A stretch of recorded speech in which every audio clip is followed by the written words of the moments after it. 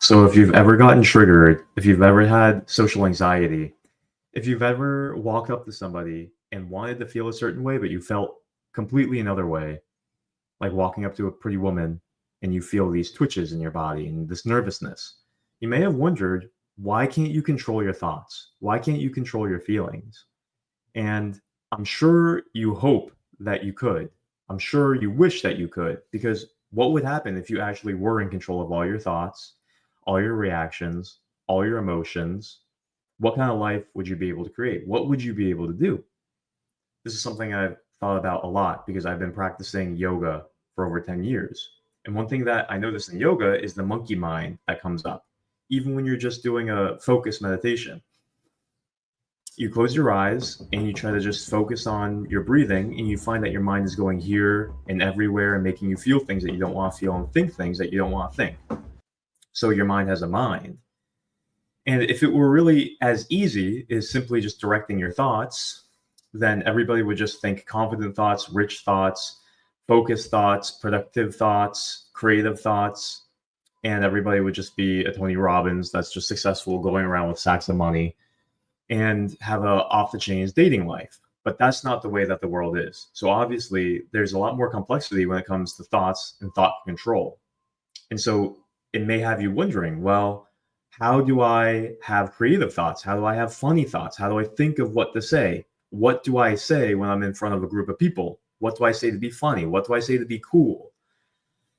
So cultivating proper thoughts is a science, and it's fascinated me for over 15 years. You see, I grew up being shy and also low motivation, and I didn't understand how to connect with people. I didn't understand how to use my own brain. And I would constantly just feel either shy or I just not go and hang out with people. Because when I was with people, I'd feel anxious, the social anxiety. People be losing their minds because of it. And this is why there's the entire field of psychotherapy and mental health counseling. And almost everybody's using it nowadays because they're curious about how to influence their mind. Intuitively, we know if we were able to control and direct our mind, then we'd be able to control our destiny and our life and our emotions so much better. And so I know that people are interested, and I've been interested. I've been studying self-help and all of these psychological principles and philosophy for over 15 years. And so I want to present to you today the concepts that the wisest minds in the world have said about the subconscious mind, your identity, thought control, and I want to present to you a technique, a very powerful technique that many of the world's top leading life coaches, self-help coaches, yogis, and mystics have been providing and recommending for over thousands of years. So we're going to dive into this fascinating concept of mind control. And what I want to do is start with a quote from Yogananda. He says, "The human mind is a spark of the almighty consciousness of God. I could show you that whatever your powerful mind believes very intensely would instantly come to pass." So this is the concept of faith. Jesus said, if you say to a mountain and don't doubt in your heart, but believe what you say will come to pass, then you will have whatever you say and nothing will be impossible to you. He also said a lot of crazy things about anyone who believes will do the same things that he did and greater things because he goes to the Father. Anyone who believes in me will lay hands on the sick, cast out devils, take up serpents, walk on scorpions, and nothing will be impossible to them. So these saints and mystics understood the power of the mind, the power of belief, expectancy, what we call nowadays the placebo effect. It can change your physical reality. So how do you get to the point where you actually change how you think? Because a lot of the time, I'm just thinking thoughts according to my personality. And sometimes it's just so repetitive. It's the same thing over and over and over again. I remember I would constantly go up to people and I'd think the same things every time. I ask the same questions every single time. Where are you from? What do you like to do? And then I see other people have completely different minds. They'd be saying funny things. They'd be relaxed. they'd be acting completely differently. And I just knew their mind is so different. How do I change how I think? And I intuitively just understood a big part of it had to do with identity, you know? So I noticed the athletes, the jocks, the wrestlers, they have this identity. They're kind of like a big shot. The confident kids, the cool kids in high school, they have this identity. They're either like this funny person, they're this bad boy, or they're just suave. Everybody has a different identity. And so I began to think, well, how does LeBron James think? How would like a nerdy, shy person think? And why? And so this idea of your identity started coming up. And then I looked into Napoleon Hill, and Napoleon Hill had some interesting things to say as well. He said, a genius is someone who has discovered how to increase the intensity of thought to a point where they can freely communicate with sources of knowledge not available through the ordinary rate of thought. And so Napoleon Hill, here he's talking about increasing the intensity of your thought, which is interesting because it has to do with energy. So it's not just identity, but it's energy. And Napoleon Hill also talked about identity. He talked about the theater of his mind and how every single day, for hours a day, for sometimes 2 or 3 hours a day, he'd sit at this round table and he'd imagine his counselors with him, Abraham Lincoln, other presidents of the United States, Walt Disney, and he'd have conversations with them. And he'd imagine them encouraging him, imagining exactly how they would say it in their tone of voice, their tempo, and he would get insights and creative ideas just from doing this exercise, using his imagination. And he'd find different ways. He called it autosuggestion to increase the intensity of your thought, the conviction of your thought, how much belief you have in your thought, removing the doubt from your thought. And so what I want to talk about today is a very powerful method that will help you increase the power of your thought, the intensity of your thought, and your identity, root out doubt, and build conviction and belief in your dreams, in your identity. Create new experiences so that you can change how you feel about yourself, change how you see situations, change how you show up, and stop just going through the same thoughts every single day where you just feel stuck. The same habits, the same mental habits, the same physical habits, the same negative emotions. Not anymore. By the end of this video, you're going to know a very powerful technique that only takes about 5 minutes to do that will completely help you manifest your powerful thoughts. This is what The Secret has missed out on. This is what Earl Nightingale has missed out on, because they're talking about thoughts, but they're talking about thoughts just at the outer level. They're not talking about your deep subconscious identity, your deep mind that controls the energy that you generate. So I want to talk about the benefits of meditating on your own, because I've been walking you through a lot of these exercises, and it's good to ingrain these exercises with the track. But it's also good to remember how to do it on your own and understand your own consciousness. So you're understanding your consciousness and how it works. You're not just letting somebody lead you into this meditative state every time. You are gaining the ability to go into the meditative state every single time. And you'll find that as you understand your consciousness, you'll have more confidence and your negative emotions will start dissipating. You'll start feeling healthier.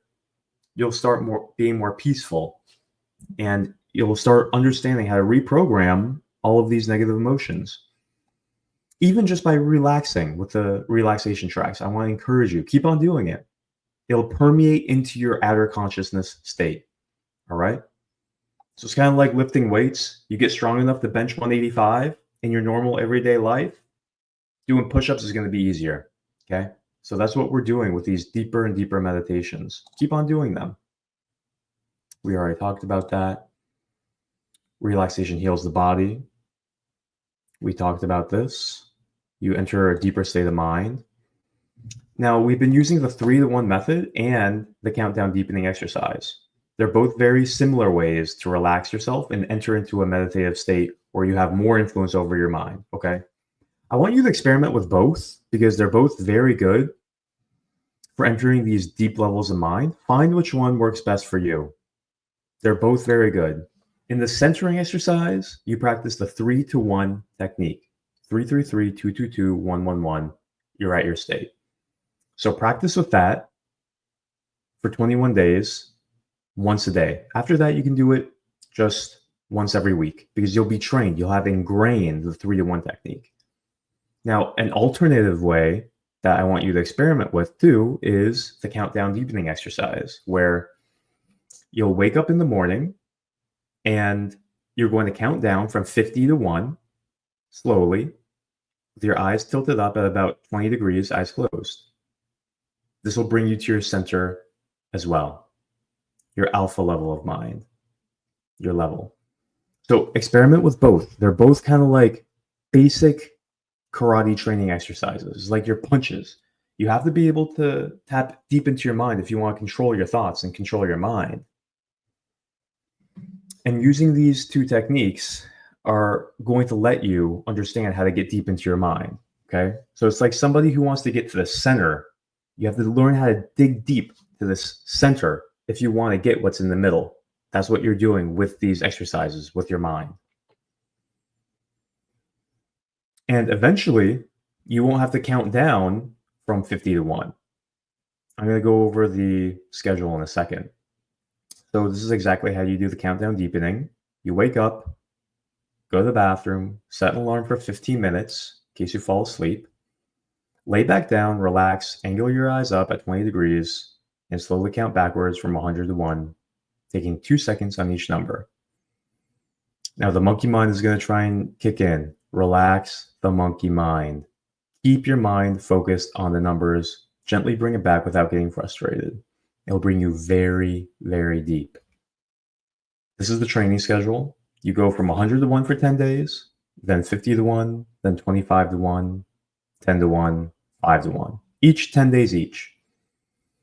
And you'll find that when you're at the 5 to 1 after 40 days and 40 nights, you'll find that you're getting to these deep levels of mind just as fast, just counting 5 to 1. So that's the value, because then you can tap deep into your mind and reprogram your mind that quickly whenever you want. So let's get into the particulars of this lesson. Once you reach your level, what do? This is when we're going to be using the mental screen technique. This is one of those powerful exercises that you can use to start reprogramming your reality. So now it's time to practice visualization. This is how you're going to do it. To create a mental screen 6 feet in front of you, 20 degrees above the line of the horizon, you're going to imagine a giant screen. And on the screen, you're going to project onto it whatever image you want to create a reality for. As simple as that. Now you're going to see it on the screen, not behind your eyeballs. Okay? You focus on one thing at a time. For example, you can visualize on your ideal body, exactly how it looks. I want you to project it onto the screen and be able to feel it as if it's an interactive movie screen. You can smell it. You can feel it. You can even taste it. Experience it in vivid color and imagine the details of it. Rotate it around. Feel what it would be like to be that person. And start feeling the emotions. Start personalizing it. So this is after you're at your alpha level, remember. So this is the difference, right? You're not just at your beta level, your outer consciousness, trying to use affirmations. No. You've tapped deeply into your mind. It's now a warm, moisturized, lubricated brain that you're able to mold. That's why this exercise has much more power. So stay with the image, more and more detail. Don't allow the monkey mind. Now, this is how you come out. You're going to say to yourself, I will slowly come out as I count from 1 to 5, feeling wide awake in perfect health, feeling better than before. 1, 2, slowly coming out. 3, at the count of 5, eyes open, wide awake, feeling better than before. 4, 5, eyes open, wide awake, feeling better than before. Okay, so you always say that to yourself before you come out to ingrain it into your mind. You just program, now lock it in. Stay consistent, and it will program it into your subconscious even stronger. So every single time you do a meditation like this and you actually feel it, you're creating a reference point, which is kind of like a foothold. It's kind of like you're climbing a mountain and you put this foothold. And when you have that foothold, it's easier and easier to keep on climbing the mountain. You know what else it's like? It's like a video game where you get a save state. You get a save state. So every single time you start off from that save state, you don't have to start the level over from the beginning. You start from where you made progress up until. So that's what you're doing. Every single time you have a successful meditation, you're ingraining a new save state, a new level of depth into your brain, a new experience of depth that you can go deeper and deeper into. So you're making progress. It's like, let's say you want to change your self-image in terms of your physical health. Let's say this is the surface and you start digging. Your first meditation, you get this deep. You start to feel the reality and the belief of your new health, of your new state, of your new healing. You count yourself out. Next time when you come back, 3-to-1 method or countdown deepening exercise, you're here again. You're not here. You're here where you dug. Save state. Count yourself out. See, this is the difference between staying at the surface versus using these techniques to go deeper and deeper and deeper. Counting yourself out, you're creating a new possibility for experience, okay? So these sentiments, these beliefs, these visualizations, these identities, you're weeding out the doubt by feeling it again and again and again and again. And every time you feel it, that reference point makes it easier to feel it next time. You start to build familiarity and identity with these feelings. This is very important. Now, this is why we enter the alpha state, our level, and count ourselves down, count ourselves out. It's those reference points, okay? So countdown deepening exercise, morning and night. Centering exercise, once a day for 21 days, then once a week. Practice them. See which one is better at bringing you deep. You practice the mental screen technique for 3 to 5 minutes every time you're at your level. We're going to use the mental screen for many different things moving forward. You use the mental screen for many powerful Silva techniques. So I'm going to give you a track for the mental screen technique. You can listen to it. You're going to learn how to do it on your own. And remember to use the countdown exercise and mental screen on your own to train. Okay? So that's the lesson. Hope you enjoyed. Now it's time to practice. So you can go ahead and find the mental screen technique. I have a track for you. Hope you're enjoying this 42-day masterclass. I hope you're feeling the inspiration, the vision, the power, the understanding of how you can change your thoughts. You can change your subconscious mind. You can change your destiny by changing these things. You change your habits through mind control. You change your behaviors through mind control. You change your beliefs through mind control. You change your hormones and your mental health through mind control, which changes your hormones. And when you change all of these things, then your inner metabolism changes. And when your inner metabolism changes because your hormones are different, your emotions are different, your energy is different, your identity is different, then everything changes on its own in your body. It's simple. You can change your hormones and your metabolism through subconscious mind mastery. And all these other techniques I'm going to be showing you. I'm going to be showing you about the gut health, the adaptogens, the herbs that change your hormones, the exercises, the sleep techniques that change your hormones. And your body transforms on its own. It's really as easy as that. Other fitness programs, they have you using outdated barbaric willpower to go on weird, awkward diets that are unnatural, to do weird, hardcore exercise that's not sustainable. And you lose all your progress because the habits don't stick. They aren't teaching how to actually change your beliefs, change your mindset, change your identity, change your habits, and enjoy the process. They're not changing your inner engineering, your inner metabolism, your inner economy. That's what I'm here to teach you. 42-day masterclass. Check it out. It's for free. I want to share all this information because it helped me tremendously. This is the new era that we're moving into. The mind control, emotional intelligence, social intelligence, and using your mind having mind control.